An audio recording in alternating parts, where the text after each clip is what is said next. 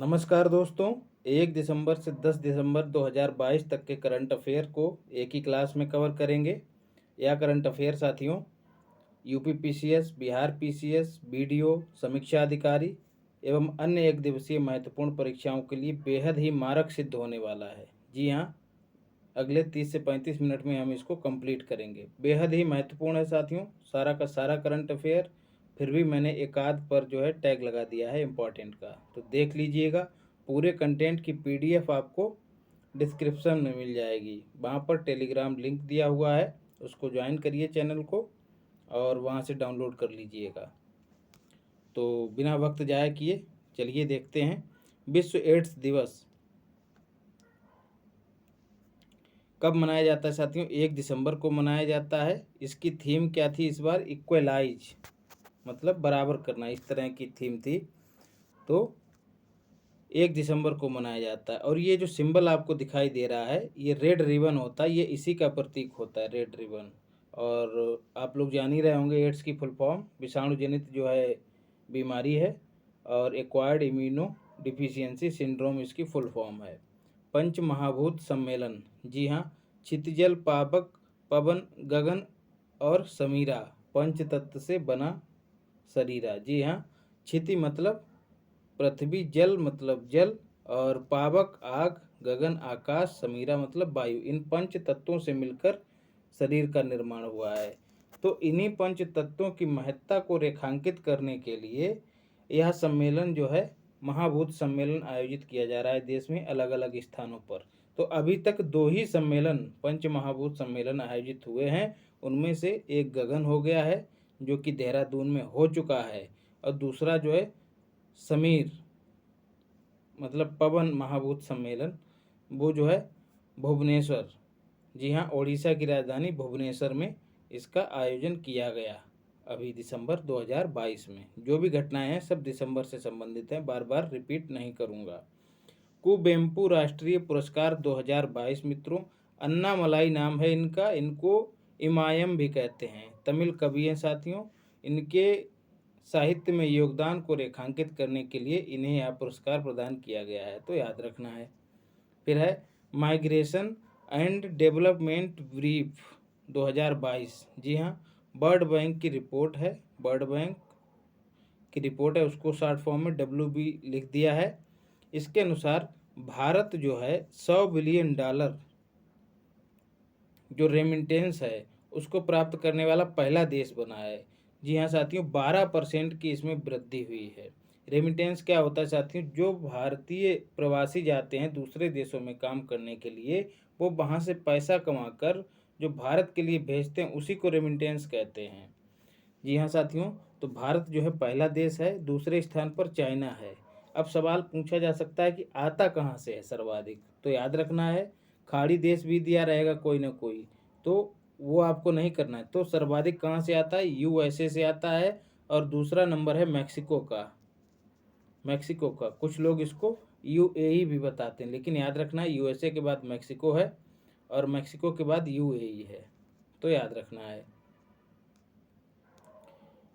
फिर बढ़ते हैं, सर्वाधिक परोपकारी अमीर, जी हाँ, यह एक लिस्ट जारी की है किसने? फोर्ब्स, जो कि पत्रिका है फोर्ब्स। उसके अनुसार जो सर्वाधिक परोपकारी मतलब जो ज़्यादा से ज़्यादा दान किया है अपनी संपत्ति को, तो वो हैं गौतम अडानी जी हैं प्रथम स्थान पर। दूसरे स्थान पर शिव नाडार जी हैं, याद रखना है। और गौतम अडानी जो हैं साथियों इस वर्ष एशिया के सबसे अमीर व्यक्ति बने हैं, यह भी याद रखना है। विद्युत रोधी तापन तकनीकी, जी हाँ, IIT दिल्ली ने इसका निर्माण किया है। इसमें बिजली का इस्तेमाल ना करके ऊष्मा उत्सर्जन के माध्यम से चीज़ों को गर्म किया जाएगा, चाहे वो खाद्य पदार्थ हो या फिर कोई अन्य पदार्थ। तो यह तकनीकी जो है किसने? IIT दिल्ली ने विकसित की है। फिर है वैश्विक तकनीकी सम्मेलन 2022, जैसा कि नाम से विदित है तकनीकी से संबंधित है यह सम्मेलन। तकनीकी का आदान प्रदान इसमें किया जाएगा, एक दूसरे को सीखा सिखाया जाएगा। तो इसका आयोजन नई दिल्ली में किया गया, यह भी याद रखना है। और उद्घाटन किसने किया है? मोदी जी ने नहीं किया है, बल्कि S जयशंकर जो कि विदेश मंत्री हैं उन्होंने किया है। अंतर्राष्ट्रीय दिवाली पुरस्कार 2022 UN महासभा ने प्रदान किया है। शांति स्थापना में योगदान देने वाले लोगों के लिए यह प्रदान किया है। उसमें अमेरिकी भी शामिल हैं और एकाध लोग जो हैं भारतीय राजदूत के, भारतीय दूतावास के शामिल हैं वहाँ पर। तो याद रखना, नाम नहीं पूछे जाएंगे, बस इतना याद रखिएगा। दिवाली पुरस्कार। फिर है आदित्य मित्तल, जी हाँ 77वें ग्रैंड मास्टर बने हैं। पहले ग्रैंड मास्टर कौन थे? विश्वनाथन आनंद थे साथियों, याद रखना ये 77वें क्रम के हैं आदित्य मित्तल। मातृ मृत्यु दर, जी हाँ साथियों 1000 जन्म देने के बाद जो मृत्यु होती है महिलाओं की, उसी को मातृ मृत्यु दर कहते हैं साथियों। तो 2014 से 16 के दौरान जो मातृ मृत्यु दर थी साथियों वो 130 थी। वह अब घटकर कितनी रह गई है? 97 रह गई है 2018 से 20 के दौरान। तो इसमें साथियों सर्वाधिक मातृ मृत्यु दर किस राज्य में देखने को मिली है? असम में मिली है। ASM का मतलब असम है। और सबसे कम जो मृत्यु दर है वो KRL में है, मतलब केरल में है। याद रखना है, कंफ्यूज नहीं होना है। विकल्प में सर्वाधिक मृत्यु दर के रूप में जो है बिहार भी दिया रहेगा, तो कंफ्यूज नहीं होना। बिहार में सर्वाधिक मातृ मृत्यु दर नहीं है बल्कि असम में है, तो याद रखिएगा इसको। फिर है डिजी यात्रा, जी हाँ डिजिटल यात्रा इसको कहेंगे फुल फॉर्म में। तो पहली बार शुरू की गई है। IG का मतलब इंदिरा गांधी अंतर्राष्ट्रीय हवाई अड्डा, जो कि नई दिल्ली में स्थित है। यहाँ से इसकी शुरुआत की गई, मतलब इसमें डॉक्यूमेंट्स का जो है न्यूनतम या फिर ना के बराबर इस्तेमाल किया जाएगा। डिजिटल रूप से यात्रा की जाएगी। और नागरिक उड्डयन मंत्रालय, जो कि ज्योतिरादित्य सिंधिया के अधीन काम कर रहा है, मतलब वो मंत्री हैं इस मंत्रालय के, तो उसकी यह पहले डिजी यात्रा। फिर है बासेनार व्यवस्था, जी हाँ तकनीकी हस्तांतरण में पारदर्शिता लाने के लिए एक व्यवस्था विकसित की गई। नीदरलैंड में यह स्थान है बासेनार, ये भी याद रखना है। भारत को जो है इसकी अध्यक्षता मिली है, यह याद रखना है। फिर है अग्नि बारियर, महत्वपूर्ण है मित्रों। इंडिया और SGP का मतलब सिंगापुर है, दोनों के बीच नौसैन्य अभ्यास है। BOB अर्थात बे ऑफ बंगाल, बंगाल की खाड़ी में इसका आयोजन किया गया अग्नि वारियर। इससे पहले हम लोग पिछली क्लास में पढ़ चुके हैं सिम्बैक्स, इसका भी आयोजन साथियों बे ऑफ बंगाल में कहाँ हुआ है? विशाखापत्तनम में।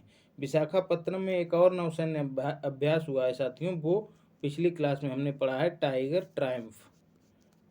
यह साथियों भारत और USA की नौसेनाओं के बीच आयोजित होने वाला नौसैन्य अभ्यास था, जो कि विशाखापत्तनम में ही आयोजित हुआ है, तो याद रखिएगा। फिर अर्थशास्त्र पुरस्कार, जी हाँ किसे दिया गया है? पर्यावरण से संबंधित साथियों यह पुरस्कार है। किसे दिया गया है? खेती नाम का एक स्टार्टअप है, उसको दिया गया है। कहाँ स्थित है? HDB अर्थात हैदराबाद तेलंगाना की राजधानी, याद रखिएगा।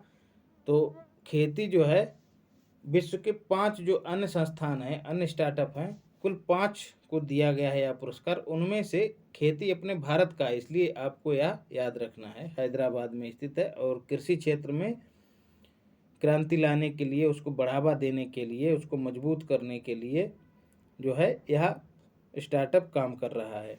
नई दिल्ली काहे चर्चा में है? क्योंकि मध्य एशिया सुरक्षा सलाहकार, जी हाँ भारत के कौन सुरक्षा सलाहकार हैं? अजीत डोभाल जी हैं। मध्य एशिया सुरक्षा सलाहकारों की पहली बैठक, इसलिए यह महत्वपूर्ण हो जा रहा है। कहाँ आयोजित हुई? नई दिल्ली में आयोजित हुई। और विषय इसका क्या था? आतंकवाद को कम करना। 6 दिसंबर को आयोजित हुई, तारीख याद मत रखिएगा। फिर है महापरिनिर्वाण दिवस, जी हाँ बौद्ध धर्म में जब हम लोग 600 BC में पढ़ते हैं गौतम बुद्ध को, तो जब वो मृत्यु को प्राप्त हो जाते हैं तो इस घटना को महापरिनिर्वाण की संज्ञा दी गई है। तो डॉक्टर भीमराव अंबेडकर ने जो है बौद्ध धर्म को अपना लिया था, तो जब उनकी मृत्यु हुई तो उसे महापरिनिर्वाण कहा गया। तो उनकी मृत्यु जिसको कहते हैं पुण्यतिथि, उसी के उपलक्ष्य में महापरिनिर्वाण दिवस मनाया जाता है। कितनी तारीख को? 6 दिसंबर को। तो यह इस बार 67वां था। कैसे याद रखना? 6 दिसंबर, 6 के बाद 7 और 6 और 7 मिलकर 67 बनाएंगे, तो 67वां था ये। जन्म इनका 14 अप्रैल 1891 को हुआ था और मृत्यु हुई 6 दिसंबर 1956 को। याद रखना है। फिर है मंडोज, जी हाँ, इसका मतलब होता है खजाना साथियों। क्या है? एक चक्रवात है। कहाँ आया है? बे ऑफ बंगाल, बंगाल की खाड़ी में आया है। नाम इसको किसने दिया है? यूएई ने दिया है, यूनाइटेड अरब अमीरात ने दिया है। याद रखना है। राजधानी इसकी अबू धाबी है। फिर दिव्यांग विभाग, जी हाँ, गठन करने वाला पहला राज्य बना है कौन सा? महाराष्ट्र। याद रखना है दिव्यांग विभाग, बहुत महत्वपूर्ण है साथियों सवाल। काजीरंगा प्रोजेक्ट जो है काहे चर्चा में रहा है साथियों? काजीरंगा नेशनल पार्क जो है उसके संवर्धन और संरक्षण को बढ़ावा देने के लिए फ्रांस ने भारत की मदद करने की बात कही है, इसलिए ये महत्वपूर्ण है। काजीरंगा जो है नेशनल पार्क कहाँ स्थित है? असम में स्थित है। याद रखना है, असम में स्थित है और एक सींग वाले गैंडे के लिए यह जाना जाता है। फिर है, जी हाँ, और यहाँ से साथियों कौन सी जाती है? ब्रह्मपुत्र नदी पास होती है यहाँ से, ये भी याद रखना है। गोल्ड एटीएम, जी हाँ, भारत का नहीं बल्कि दुनिया का पहला ऐसा एटीएम है जहाँ से 24 कैरेट का सोना जो है निकाला जाएगा। एटीएम से पैसा डाल के जो है खरीदा जा सकेगा आसानी से। कहाँ स्थित है ये? हैदराबाद में। एचडीबी का मतलब हैदराबाद है। नहाई और महाराष्ट्र मेट्रो, नहाई का मतलब NHAI, national highway authority of India, जी हाँ, और जो सड़कों का निर्माण करती है, देखरेख करती है। और साथ ही महाराष्ट्र मेट्रो, इन दोनों को जो है संयुक्त रूप से Guinness book of world record में उनकी बेहतर सेवा और प्रगति के लिए जो है स्थान दिया गया है, रिकॉर्ड कायम किया इन्होंने, तो महत्वपूर्ण हो जाते हैं दोनों। विश्व आयुर्वेद कांग्रेस, जी हाँ, महत्वपूर्ण है साथियों। विकल्प में पहले देखिए ये आयोजित कहाँ हुई कांग्रेस? तो गोवा में आयोजित हुई, याद रखना है। उद्घाटन किसने किया? मोदी जी ने किया है। तो पूछा जाएगा कि विश्व आयुर्वेद कांग्रेस कहाँ आयोजित हुई, तो गोवा दिया रहेगा। साथ में कोई और हिमालयी जो स्थान है वो भी दिया रहेगा, जैसे देहरादून। तो आप लोग लॉजिक लगाएंगे कि हिमालय में जड़ी बूटियां मतलब आयुर्वेद, तो यहीं आयोजन हुआ होगा इसका। कदापि नहीं, गोवा में आयोजन हुआ है इसका। इसी दौरान मोदी जी ने 3 संस्थान जो है राष्ट्र को समर्पित किए। राष्ट्रीय आयुर्वेद संस्थान साथियों गोवा में, फिर राष्ट्रीय यूनानी संस्थान जो है गाजियाबाद में, और होम्योपैथी संस्थान जो है दिल्ली में। इन 3 को समर्पित किया मोदी जी ने। गोवा की बात करें तो 1961 में साथियों यह पुर्तगालियों से मुक्त हुआ था और 1987 में इसको राज्य का दर्जा दिया गया था। गोबलिन मोड, जी हाँ, महत्वपूर्ण है साथियों। Oxford bird of the year, और भी कई वर्ड हैं लेकिन पूछा यही जाता है। Oxford bird of the year इसको घोषित किया गया है। क्या मतलब है इसका साथियों? जब कोई व्यक्ति रूढ़ियों पर वार करता है तो उस प्रक्रिया को संबोधित करने के लिए गोबलिन का इस्तेमाल किया जाता है। कहते हैं वो गोबलिन मोड में काम कर रहा है, तो मतलब वह जो है रूढ़ियों पर वार करने का काम कर रहा है। तो इसका मतलब यही है, अर्थ इसका होता है कठबोली। रूढ़ियों को तोड़ने की प्रक्रिया को संबोधित करने के लिए गोबलिन मोड कहा जाता है, याद रखना है। नई चेतना पहल, जी हाँ, लैंगिक भेदभाव को समाप्त करने के लिए शुरू की है। किसने शुरू की है? याद रखना है ग्रामीण विकास मंत्रालय ने शुरू की है। विकल्प में जो है महिला एवं बाल विकास मंत्रालय भी दिया रहेगा, लेकिन नहीं करना है। फिर बात करते हैं ऑस्ट्रेलिया की, काहे चर्चा में है साथियों? काले प्रवालों की खोज की गई है। जी हाँ, प्रवाल साथियों क्या है? समुद्री जीव होते हैं जो कैल्शियम कार्बोनेट का निर्माण करते हैं और अपने इर्द गिर्द एक खोल बना लेते हैं, और जब उनकी मृत्यु होती है तो वही खोल जो है इकट्ठे होते चले जाते हैं। उन्हीं को जो है साथियों रीफ कहते हैं, कोरल रीफ कहते हैं पूरी संरचना को। तो ग्रेट बैरियर रीफ जो है साथियों ऑस्ट्रेलिया में स्थित है। तो ऐसे ही, या ग्रेट बैरियर रीफ जो है ऐसे ही प्रवालों से जो प्रवाल भित्ति बनी है, उसी भित्ति से इस रीफ का निर्माण हुआ है, यह याद रखना है साथियों। तो यहाँ जो है ऑस्ट्रेलिया में काले प्रवालों की खोज की गई है, यह इसलिए महत्वपूर्ण हो जाता है। फिर है जितेंद्र सिंह, जी हाँ, राष्ट्रीय गोपाल रत्न पुरस्कार 2022 इनको प्रदान किया गया है। जान रहे हैं। गोपाल पुरस्कार, गोपाल रत्न का मतलब ग्वालाओं से संबंधित है। तो ग्वाला क्या करते हैं? गायों का संरक्षण करते हैं। तो देसी पशुओं के संरक्षण के लिए यह पुरस्कार प्रदान किया जाता है। गोकुल मिशन के तहत यह पुरस्कार दिया जाता है। साहीवाल जो गाय है साथियों, इसके संरक्षण में इनकी भूमिका को रेखांकित करने के लिए इन्हें यह पुरस्कार प्रदान किया गया है। हरियाणा के हैं, महत्वपूर्ण है। फिर कामचटका प्रायद्वीप, जी हाँ, कामचटका प्रायद्वीप साथियों क्या होता है? 3 तरफ से जल से घिरा हुआ प्रायद्वीप होता है साथियों। तो कामचटका मतलब इस समय चटक रहा है। चटक फटक कहाँ हो रही है? रूस और यूक्रेन में हो रही है। तो याद रखना है, रूस में एक ज्वालामुखी में विस्फोट हुआ है। कहाँ है वो ज्वालामुखी? कामचटका प्रायद्वीप पे है। और यह प्रायद्वीप साथियों किस महासागर से लगता है? तो प्रशांत महासागर से लगता है, यह याद रखना है। हार्नबिल महोत्सव, जी हाँ, नागालैंड में आयोजित किया गया है साथियों। 1 दिसंबर को स्टार्ट हुआ। डेट आपको याद नहीं रखनी है, बस इसको ऐसे ही मेंशन कर दिया है।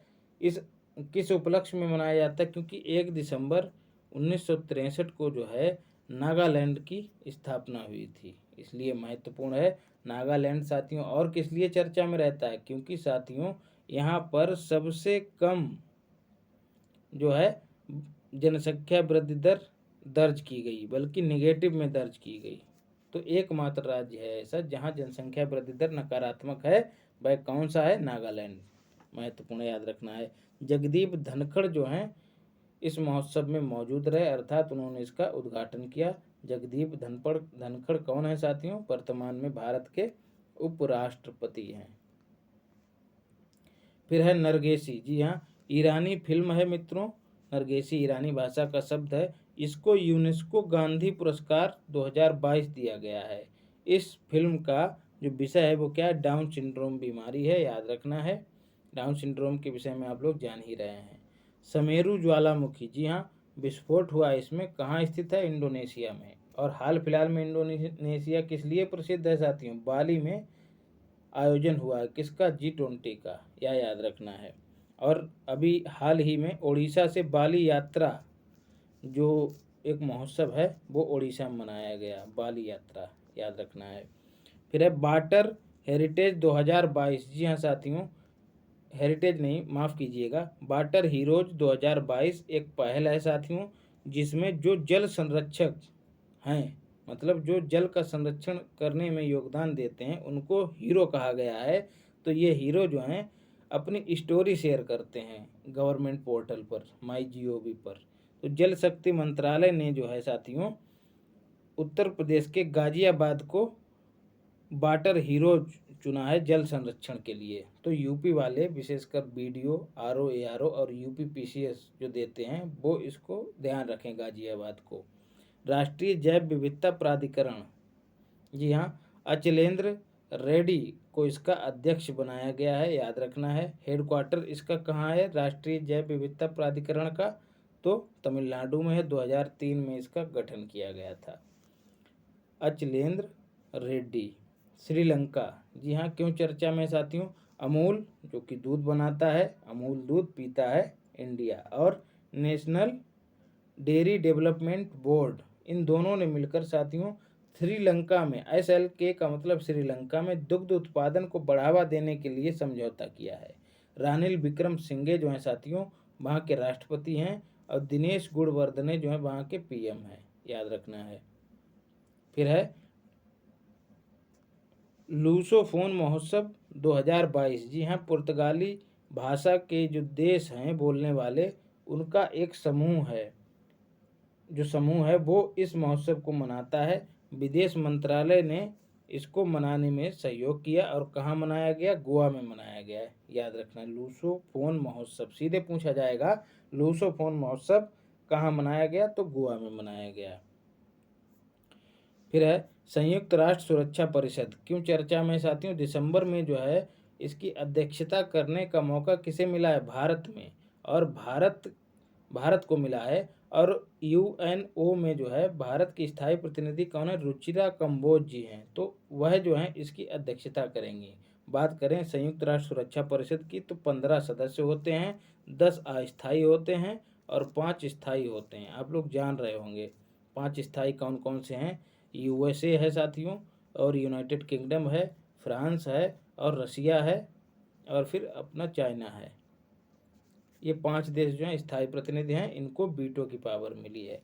भारत जो है 8वीं बार इसका सदस्य बना है, 2021 से बना है। और हमको याद रखना है कि 2 साल के लिए सदस्यता मिलती है। कौन सी सदस्यता? अस्थायी सदस्यता। प्रत्येक देश को, जो 10 देश होते हैं इनमें से प्रत्येक को 2 वर्ष के लिए अस्थायी सदस्यता मिलती है। हेमेजेनिक्स दवा, जी हाँ साथियों, दुनिया की सबसे महंगी दवा का इसको दर्जा दिया गया है। किस लिए प्रयोग होती है? हीमोफीलिया जो बीमारी होती है साथियों, इससे ग्रस्त जो रोगी होता है उसके खून का थक्का नहीं बनता है। फलस्वरूप क्या होता है, कोई घाव होता है तो खून का स्राव तेजी से होता है और ज़्यादा रक्त स्राव होने से उसकी मौत भी हो सकती है। तो इसके निदान के लिए यह दवा बनाई गई है। याद रखना ये आनुवांशिक बीमारी है। दक्षिण कोरिया, जी हाँ महत्वपूर्ण है मित्रों। परिवहन क्षेत्र में निवेश के लिए भारत और दक्षिण कोरिया के बीच समझौता हुआ है, इसलिए ये चर्चा में रहा है। सीधे सीधे पूछा जा सकता है कि हाल ही में भारत ने परिवहन क्षेत्र में निवेश के लिए किस देश के साथ समझौता किया है। साथियों बहुत ही मेहनत से आपका कंटेंट तैयार कर रहा हूँ और नित्य नया प्रयास करता हूँ कि किस तरह से इसको और ज़्यादा आपके लिए लाभदायक बनाया जा सके। तो आवश्यकता है आपके योगदान की, सहयोग की। तो चैनल को सब्सक्राइब करिए, शेयर करिए और लाइक भी कीजिए। श्री श्री रविशंकर, जी हाँ, द एमिसरी ऑफ पीस पुरस्कार दिया है साथियों, यूएसए ने दिया है इनको, इसलिए महत्वपूर्ण है साथियों।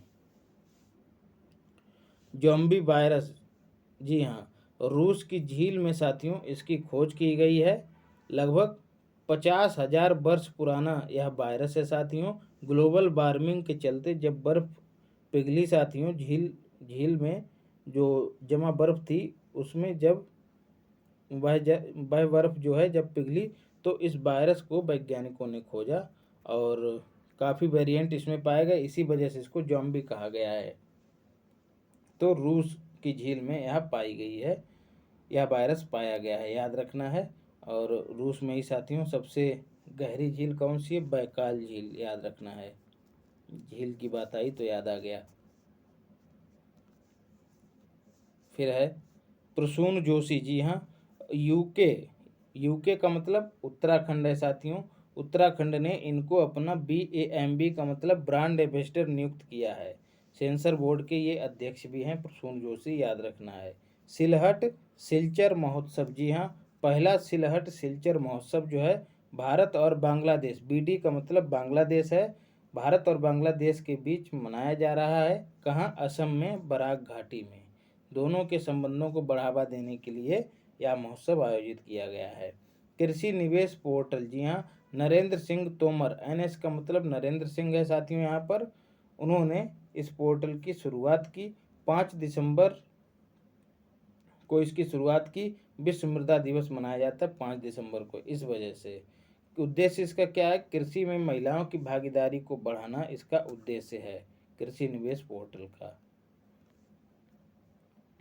कास्ट ऑफ लिविंग सर्वे 2022, जी हाँ साथियों, कौन सा शहर, कौन से देश का कौन सा शहर जो है वहाँ पर रहने के लिए कितनी कीमत आदमी को चुकानी पड़ती है, इस आधार पर जो है एक सीरीज बनाई गई, एक श्रेणी बनाई गई और उसको उसके आधार पर स्थान आवंटित किए गए देशों के शहरों को। तो उनमें साथियों सबसे महंगा शहर जो है साथियों, 2 शहरों को घोषित किया गया है जहाँ पर रहने के दौरान ज़्यादा खर्च करना पड़ता है, सिंगापुर और न्यूयॉर्क।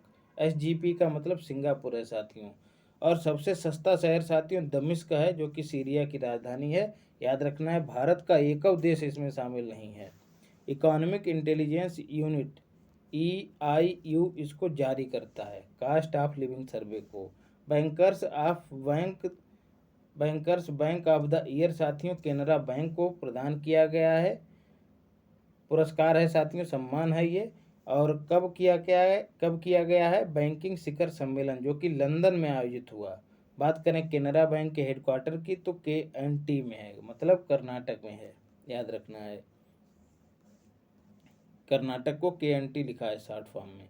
विजय हजारे ट्रॉफी 2022 साथियों क्रिकेट से संबंधित है। चर्चा में क्यों है? क्योंकि सौराष्ट्र ने जीती है हाल ही में। और इस क्रिकेट का आयोजन कहाँ हुआ साथियों? ADB बोले तो अहमदाबाद, जो कि गुजरात में स्थित है। दिव्य कला मेला, जी हाँ साथियों, नई दिल्ली में आयोजित हुआ। दिव्यांगों का जो कला कौशल है, कला कौशल का मतलब यही नहीं कि ऊट पटांग हाथ पैर चला, नहीं साथियों, जो रचनात्मक कार्य हैं उनके द्वारा जो हस्तशिल्प हैं या फिर अन्य छोटे छोटे कार्य हैं, उन सब का प्रदर्शन करने के लिए दिव्य कला मेले का आयोजन नई दिल्ली में किया गया। जाक्सा, जी हाँ साथियों, जापान की अंतरिक्ष एजेंसी है साथियों। इसने रॉकेट को भाप के द्वारा लॉन्च किया है। ऐसा करने वाला जो है जापान पहला देश बन गया है और एजेंसी जो है पहली बन गई है। अमूर्त सांस्कृतिक विरासत, जी हाँ साथियों, ऐसी विरासतें जिनको छुआ ना जा सके वो अमूर्त हैं, जिनको छुआ जा सके वो मूर्त हैं। हाल ही में साथियों यूनेस्को ने जो है 3 विरासतों को जो है अमूर्त सांस्कृतिक विरासत का दर्जा दिया है। उसमें से है बगेट ब्रेड, जो कि फ्रांस का है साथियों। दूसरा है भोजन, जो कि ग्वाटेमाला का है, अमेरिकी एक देश है। तीसरा है चाय, जो कि चाइना की है। इन तीनों को जो है अमूर्त सांस्कृतिक विरासत घोषित किया है यूनेस्को ने। यूनेस्को का हेडक्वार्टर साथियों, यूनेस्को करे डिस्को कहाँ? पेरिस में है साथियों। और हाल ही में साथियों नीला बाराती, पिछली बार भी आपको बताया, नीला बाराती को जो है यूनेस्को ने global network of learning cities में शामिल किया है। नीला का मतलब नीलांबुर, ये केरल में है, ठीक है साथियों। और बारा का मतलब बारांगल, ये तेलंगाना में है। और ती का मतलब त्रिशूर, ये भी केरल में है। तो 2 केरल के हैं, नीलांबुर और त्रिशूल, और एक तेलंगाना का शहर है। इन तीनों को global network of learning cities में शामिल किया है यूनेस्को ने। तो नीला बाराती याद रखने का ट्रिक है, नीला बाराती। उम्मीद करता हूँ आप लोग याद रखेंगे। अमूर्त सांस्कृतिक विरासत की बात करें तो भारत की कुल कितनी 14 विरासतें जो हैं इसका दर्जा प्राप्त कर चुकी हैं। हाल ही में जो 14वीं कौन सी है वह है साथियों पश्चिम बंगाल की दुर्गा पूजा, याद रखना है, दुर्गा पूजा। और पहली साथियों कौन सी थी? रामलीला, जो कि 2008 में शामिल की गई। और साथियों 1 और 1 11 दोनों का योग हो रहा है, तो 11वीं अमूर्त सांस्कृतिक विरासत कौन सी थी? योग, यह याद रखना है। और 13वीं कौन सी थी? कुंभ, ये भी याद रखना है। तो लॉजिक के साथ चीज़ें जब आप पढ़ेंगे तो याद रखने में आसानी रहेगी। मिलेट्स फूड कॉन्क्लेव, जी हाँ महत्वपूर्ण है साथियों, क्योंकि 2023 को जो है अंतर्राष्ट्रीय मोटा अनाज वर्ष या फिर बाजरा दिवस घोषित किया गया है। तो इससे संबंधित पहला कॉन्क्लेव जो है नई दिल्ली में आयोजित हुआ। मुख्य अतिथि साथियों पीयूष गोयल जी हैं, वाणिज्य मंत्री हैं, याद रखना है, मोदी जी नहीं हैं। भारत के व्यापार एवं वाणिज्य मंत्री पीयूष गोयल इसके मुख्य अतिथि रहे। नौसेना दिवस साथियों 4 दिसंबर को मनाया जाता है। 1971 में साथियों ऑपरेशन त्रिशूल जो है कराची पर हमला करके साथियों उसको नष्ट कर दिया था, हरा दिया था। तो उसी उपलक्ष्य में जो है 4 दिसंबर को नौसेना दिवस मनाया जाता है। बात करें साथियों 8 अक्टूबर की, तो पिछली क्लास में हमने क्या पढ़ा साथियों? 8 अक्टूबर को 2 दिवस मनाए जाते हैं, भारतीय वायुसेना दिवस और प्रवासी पक्षी दिवस। तो 8 अक्टूबर को भारतीय वायुसेना और प्रवासी पक्षी दोनों आसमान में कर्तव्य दिखाते हैं। तो ऐसे जोड़ के जब दोनों को याद रखेंगे तो याद हो जाएगा। तो 8 अक्टूबर को प्रवासी पक्षी दिवस भी मनाया जाता है और वायुसेना दिवस भी मनाया जाता है, याद रखना है। फिर है T20 ब्लाइंड वर्ल्ड कप, जी हाँ नेत्रहीन जो खिलाड़ी हैं उनसे संबंधित वर्ल्ड कप है साथियों, भारत में आयोजित हुआ। और दिव्यांग दिवस पर इसकी शुरुआत हुई। दिव्यांग दिवस कब मनाया जाता है? 3 दिसंबर को, यह भी याद रखना है। युवराज जो हैं साथियों भारतीय क्रिकेटर हैं, इनको इसका ब्रांड एम्बेसडर बनाया गया, तो यह भी याद रखना है। मैत्री दिवस पहल, जी हाँ भारत ने घोषणा की है साथियों, किसके साथ मनाने की? बांग्लादेश के साथ। जी हाँ 6 दिसंबर के रूप में जो है मैत्री दिवस को मनाया जाएगा साथियों, पहला मैत्री दिवस होगा। तो पूछा जा सकता है कि हाल ही में भारत ने बांग्लादेश के साथ किस दिवस को जो है मैत्री दिवस के रूप में मनाने की घोषणा की। तो 6 दिसंबर याद रखना है। क्यों साथियों? क्योंकि 6 दिसंबर को जो है भारत ने बांग्लादेश को मान्यता प्रदान कर दी थी देश की। और ध्यातव्य है साथियों कि 16 दिसंबर 1971 को बांग्लादेश को आज़ादी मिली थी। और कौन कौन सा साथियों और युद्ध हुआ था? मुक्ति, जिसको संग्राम भी कहते हैं, मुक्ति संग्राम। इसमें भारत ने इसकी मदद की थी बांग्लादेश की 1971 में। फिर है ड्रोन कौशल प्रशिक्षण सम्मेलन, बहुत महत्वपूर्ण है साथियों। पहली बार इसका आयोजन किया जा रहा है। कहाँ? चेन्नई में। जी हाँ, कौशल प्रशिक्षण मतलब उसको ऑपरेट करने के लिए लोगों को प्रशिक्षित किया जाएगा, इसलिए ये महत्वपूर्ण है। और जान ही रहे हैं कि सरकार ड्रोन पर कितना ज़्यादा काम कर रही है। एक सवाल साथियों और बन रहा है, ऐसा कौन सा पहला राज्य है जिसने ड्रोन नीति लागू की है? तो हिमाचल प्रदेश, HP, ये याद रखना है। हिमाचल प्रदेश जो है पहला राज्य है जिसने ड्रोन नीति बनाई है अपनी। चेन्नई साथियों, जी हाँ, चेन्नई में साथियों 44वां शतरंज ओलंपियाड भी हुआ है हाल ही में, जो कि रूस में मास्को में होने वाला था, लेकिन युद्ध के चलते वहाँ से आके अपने यहाँ भारत में आ गया। तो इसमें जीता कौन साथियों? उज्बेकिस्तान। उज्बेकिस्तान ने जो है जीत हासिल की, याद रखना है। अरे, उज्बेकिस्तान ने जो है साथियों जीत हासिल की इसमें। और साथियों ऑपरेशन 777 क्या है साथियों? 77 का मतलब जो है साथियों 777 देश के कुल जिले हैं साथियों। इनमें जो कृषि होगी साथियों, उस कृषि क्षेत्र में ड्रोन को बढ़ावा देने का लक्ष्य रखा गया है। तो इसी ऑपरेशन के जरिए यह काम किया जाएगा। तो पूछा जाए अगर कि ऑपरेशन 777 किससे संबंधित है, तो कृषि 777 जिलों में कृषि क्षेत्र में ड्रोन के प्रयोग को बढ़ावा देने से संबंधित है। संगम अभ्यास, जी हाँ, भारत और USA के बीच साथियों आयोजित होने वाला अभ्यास है। कहाँ हुआ? गोवा में। कैसा अभ्यास है? नौसैन्य अभ्यास है। अंतर्राष्ट्रीय पैक मैक एशिया सम्मेलन 2022 साथियों मुंबई में आयोजित हुआ। पैकेजिंग के स्टैंडर्ड जो हैं इसके तहत स्थापित किए जाएंगे सम्मेलन के दौरान। पैकेजिंग मतलब कौन सी वस्तु जो है किस तरह के पैकेट में पैक की जाए ताकि न्यूनतम पर्यावरण क्षति या हानि हो सके। तो इस तरह के पैमाने या फिर स्टैंडर्ड तय किए जाएंगे इस सम्मेलन में, यही इसका उद्देश्य है। अरुण कुमार जी जो हैं साथियों ONGC oil natural gas corporation के ऑयल नेचुरल गैस के नए चेयरमैन नियुक्त किए गए हैं। 1950 में स्थापना, नई दिल्ली में हेडक्वार्टर इसका। फिर है person of the year 2022 Zelensky को प्रदान किया गया है, घोषित किया गया टाइम मैगजीन के द्वारा। पर्सन ऑफ द ईयर इनको घोषित किया गया। हाल ही में साथियों इनको लिबर्टी पुरस्कार भी प्रदान किया गया है, तो यह भी याद रखना है।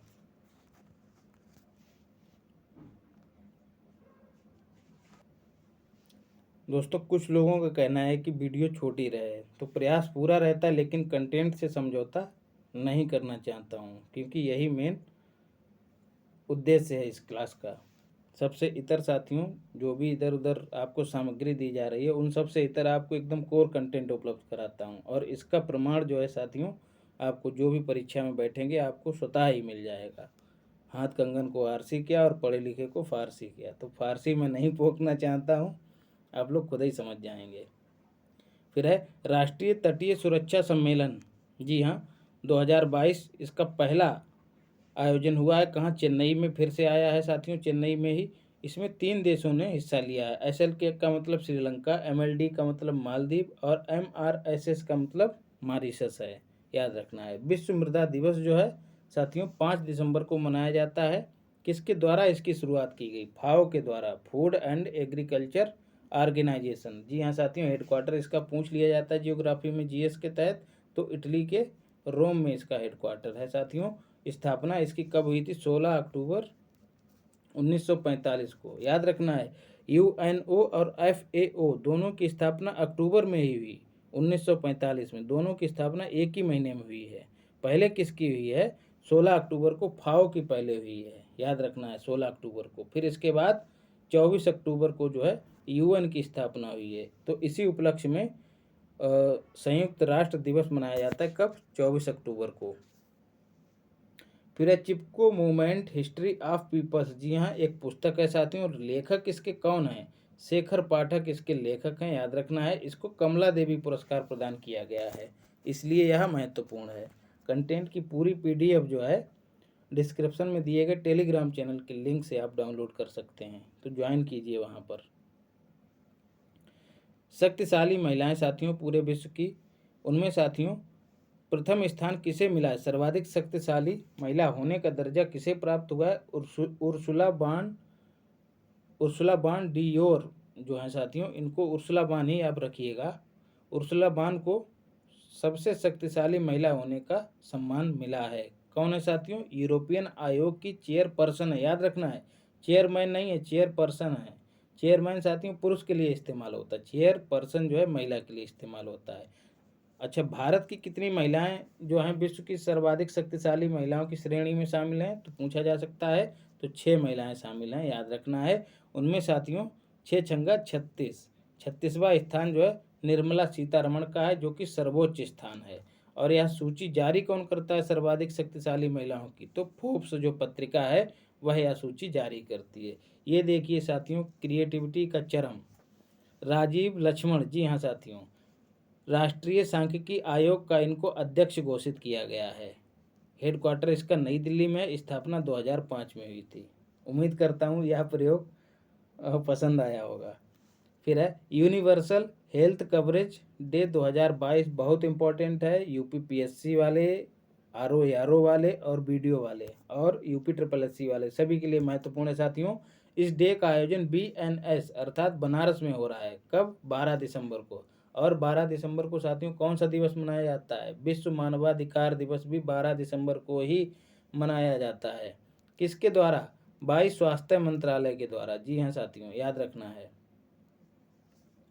उद्घाटन इसका किसने किया है? योगी जी ने नहीं किया है, मोदी जी ने भी नहीं किया है, आनंदीबेन पटेल जो कि उत्तर प्रदेश की राज्यपाल हैं साथियों। इसकी थीम क्या थी? द हेल्थी फ्यूचर राइट्स इसकी थीम होगी साथियों। फिर इंडिया इक्वलिटी रिपोर्ट 2022 साथियों, एक ऑक्सफैम संस्था है ब्रिटेन की, वह जारी करती है।